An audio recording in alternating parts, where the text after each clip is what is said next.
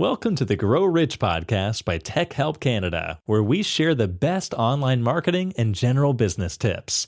Now for today's host. Note, this includes AI-generated narration. You've probably watched someone do something really well and thought, they're just talented.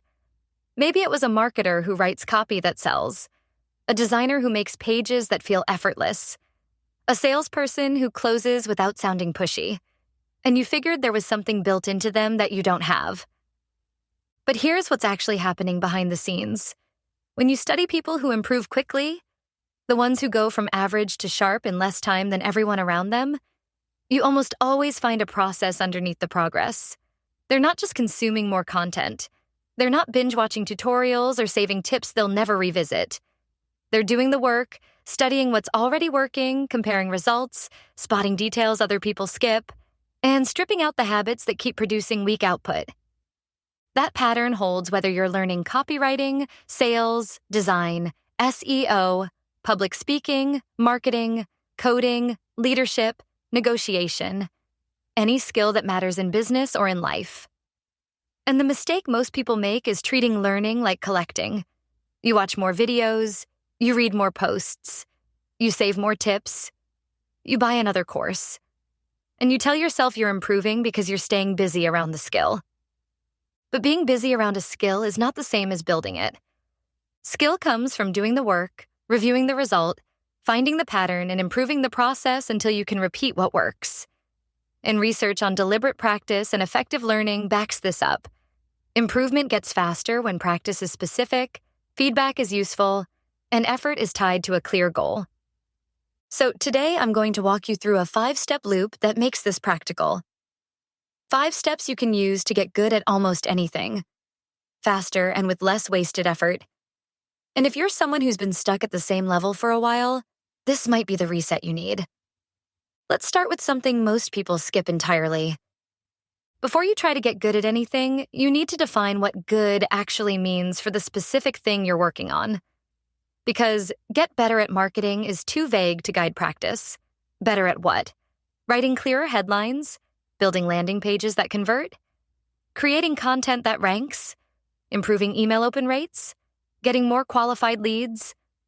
Building a brand people remember?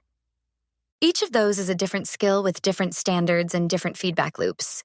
When you try to improve at all of them at once, you end up improving at none of them in particular. Here's an example. Say you want to get better at writing sales pages.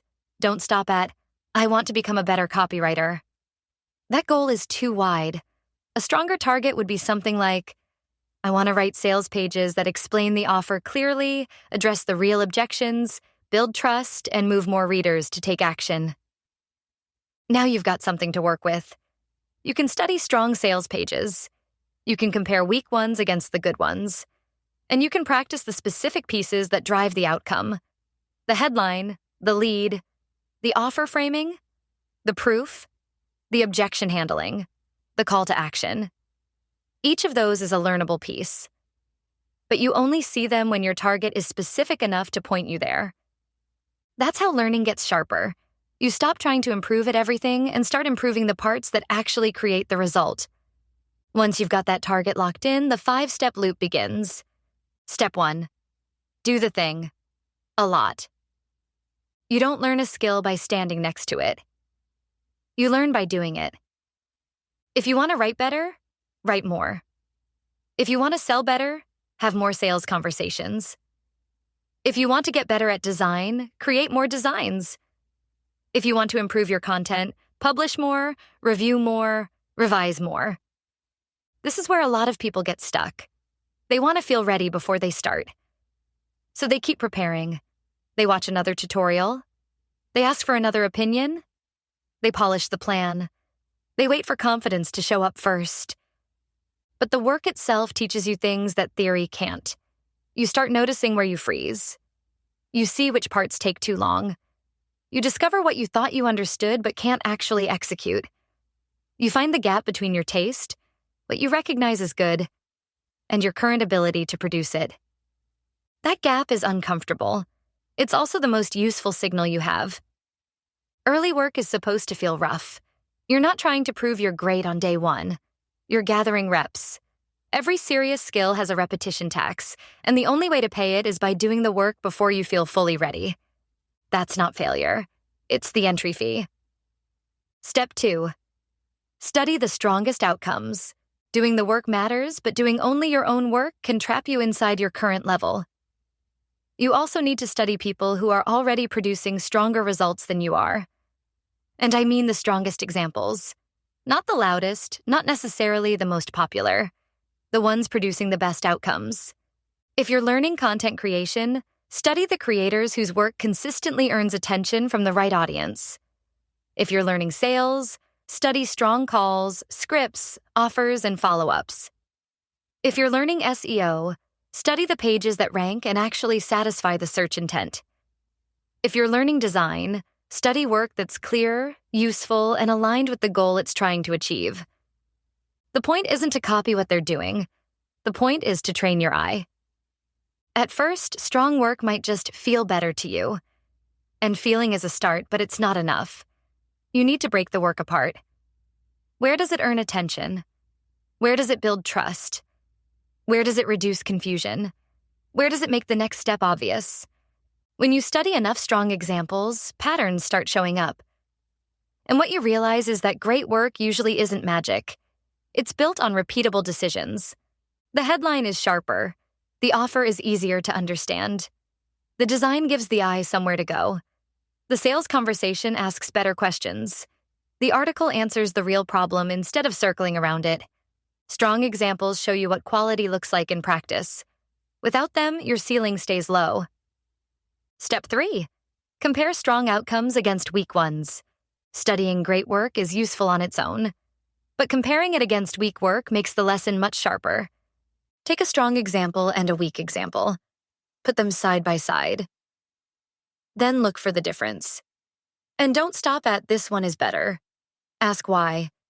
If one article ranks and another doesn't, compare the structure, the intent match, the depth, the examples, the formatting, the internal links, the freshness, the usefulness.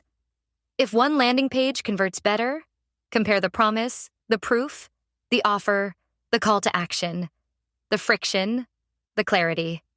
If one salesperson closes more deals, compare how they open the call, how they diagnose the problem, how they handle objections, and how they ask for the next step. Think about your own work for a second. Have you ever compared your best output against your weakest? That gap between strong and weak is where the real learning lives. Most people only study winners. That helps, but it can warp your perspective. You also need to understand what weak performers do wrong, because those mistakes are often easier to spot and easier to stop repeating in your own work. Sometimes the difference is obvious. One person explains the offer clearly, another makes the reader work too hard to understand it. Sometimes it's subtle. One design creates visual order, another has the right information but no hierarchy.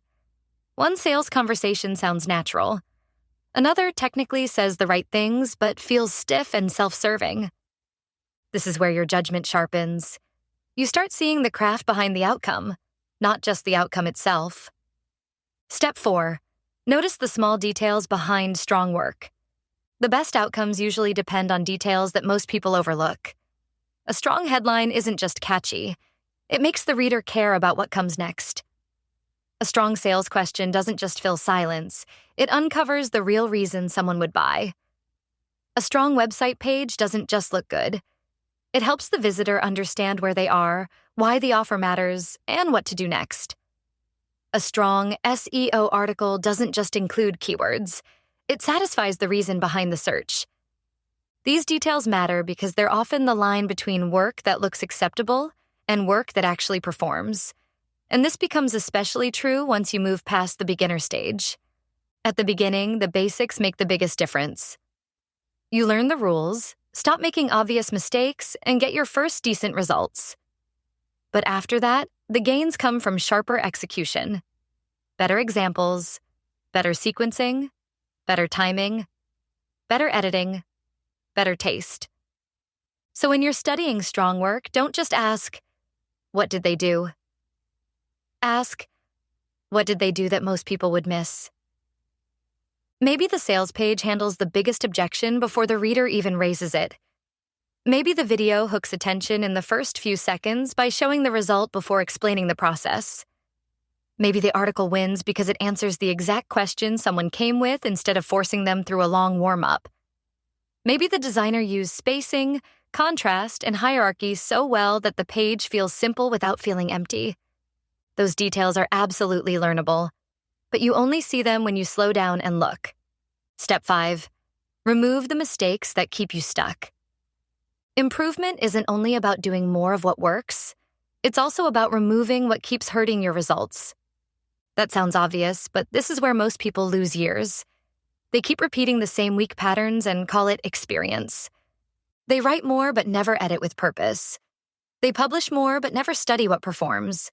They take more sales calls but never review why deals stall. They create more designs but never ask whether the user can actually understand the page.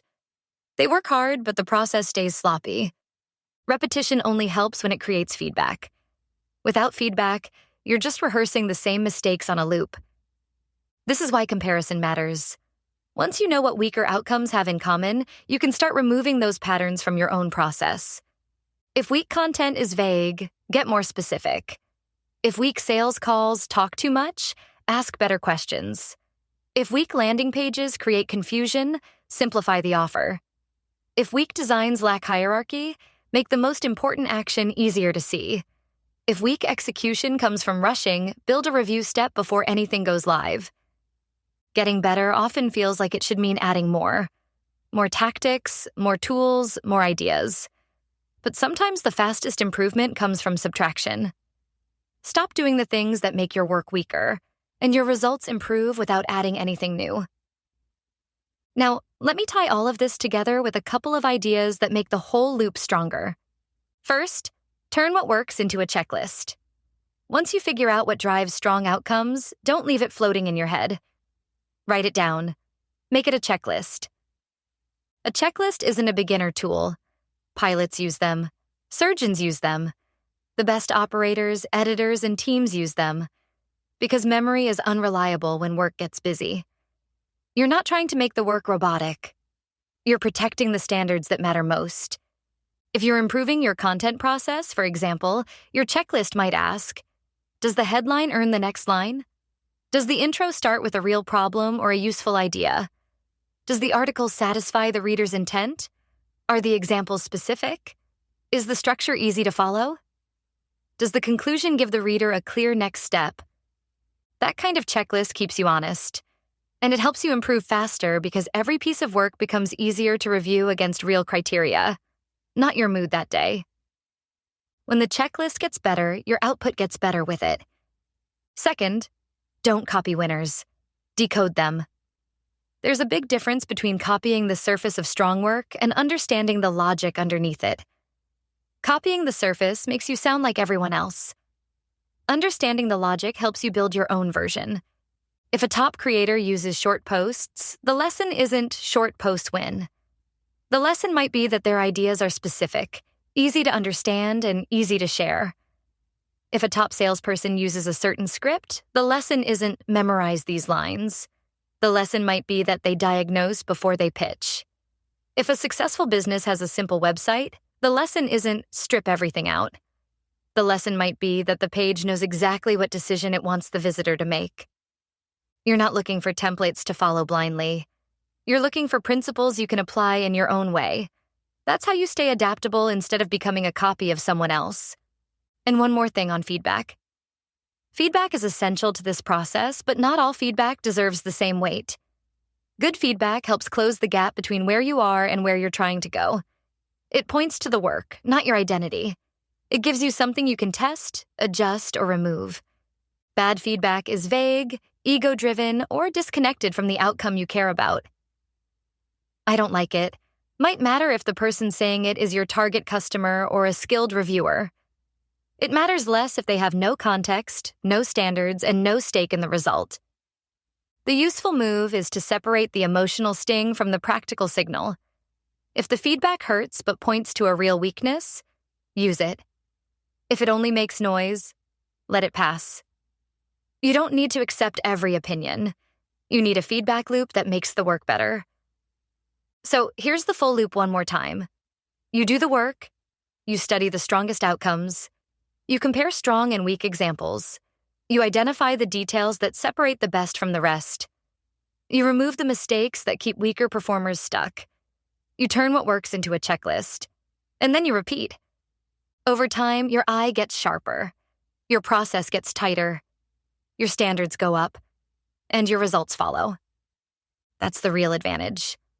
Not talent alone, not motivation alone, not more information, a better learning process. You can get good at almost anything if you stop treating learning like collecting and start treating it like building. Pick one thing. Define what good looks like. Do a lot of it. Study the best examples you can find. Compare them against weak ones. Find the patterns. Remove the mistakes. Turn what works into a checklist. And keep going. That's how you stop guessing. And that's how you get better on purpose. This was based on an article from our blog. You can find the full written article on Tech Help Canada, including sources and visuals. If you found this helpful, you can explore more on our website and subscribe or become a member for updates and perks. If you're watching or listening to this on YouTube, Apple Podcast, or another platform, don't forget to like and subscribe to help us keep bringing you valuable content like this.